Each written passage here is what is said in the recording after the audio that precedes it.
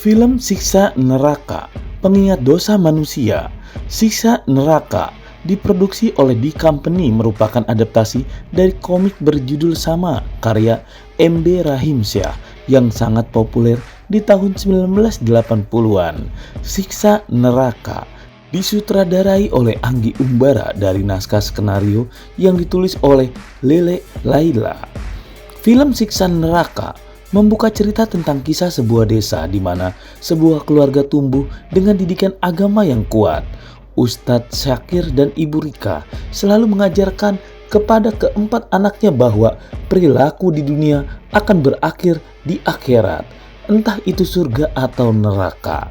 Saleh, Fajar, Tias, dan Aziza akhirnya tumbuh menjadi anak-anak yang sadar akan surga dan neraka. Pengajaran yang diterima dari orang tua mereka telah membentuk pemahaman yang kuat mengenai konsep pahala dan siksa di akhirat. Perjalanan cerita berlanjut hingga akhirnya keempat anak ini tumbuh remaja dan menunjukkan ketertarikannya masing-masing dengan dunianya. Aziza yang sedari kecil hobi bernyanyi akhirnya ikut kompetisi dan berhasil masuk ke babak final. Mimpi Aziza untuk menjadi penyanyi sebenarnya sangat ditentang keras oleh Ustadz Syakir. Namun Saleh sebagai kakak ingin membantu Aziza mewujudkan mimpi tersebut dengan mengantarnya ke lomba akhir untuk bernyanyi di ajang final. Dalam konflik antara mimpi dan tradisi, keputusan Saleh untuk mendukung adiknya menjadi pemicu bagi perkembangan karakter mereka dan dinamika keluarga. Keempat anak tersebut akhirnya melanjutkan perjalanannya. Inilah awal mula konsep cerita Siksa Neraka. Tanpa sepengetahuan orang tuanya, mereka pergi ke desa seberang. Di tengah perjalanan, keempatnya hanyut terbawa arus sungai dan terbangun di neraka. Secara cerita, film Siksa Neraka tidak memberikan suguhan yang mengejutkan bagi penontonnya. Penggerak plot cerita pun terbilang lemah karena terasa sangat dipaksakan. Film Siksa Neraka juga tampil kurang prima dalam segi akting para pemainnya. Meskipun Aryo Wahab dan Astri Nurdin berperan sebagai pasangan suami istri, namun kemampuan akting mereka terasa kurang sekali. Mereka kurang mampu meningkatkan drama dalam film ini. Keduanya tampak kurang berhasil dalam menyampaikan perasaan sedih, duka, dan air mata karena kehilangan anak, sehingga emosi yang seharusnya disampaikan kepada penonton tidak benar-benar terasa.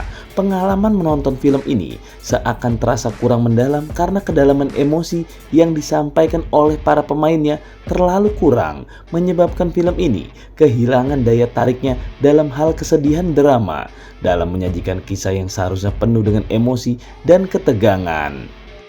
Anggi Umbara selaku sutradara film Siksa Neraka mungkin lebih memilih untuk mengoptimalkan efek visual CGI-nya dari neraka daripada fokus pada pengembangan cerita.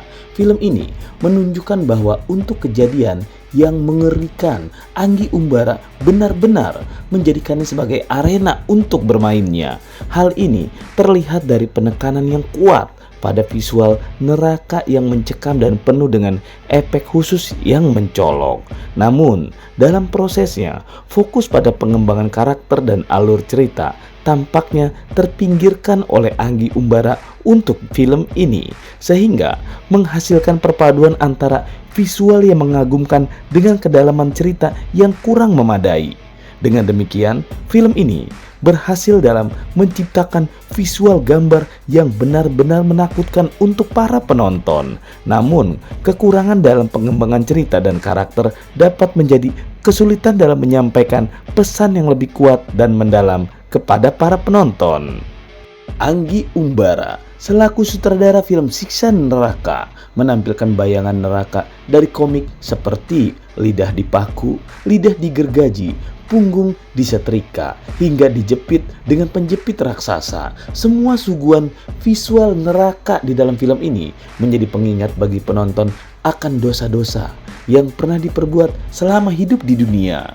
Dengan penekanan yang kuat pada visualisasi mencerminkan neraka yang sangat mencekam.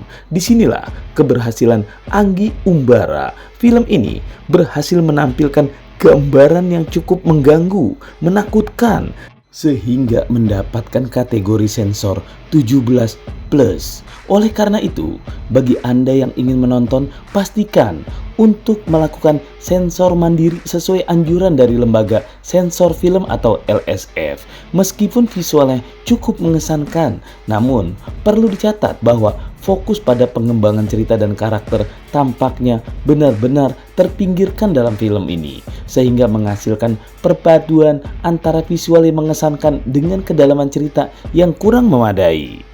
Bagi Anda yang penasaran dan ingin melihat neraka seperti apa yang terbangun di sebuah film dengan budget modal 5 miliar, silakan tonton dan beri komentar Anda. Apakah ini sudah sesuai dengan neraka yang Anda bayangkan atau belum?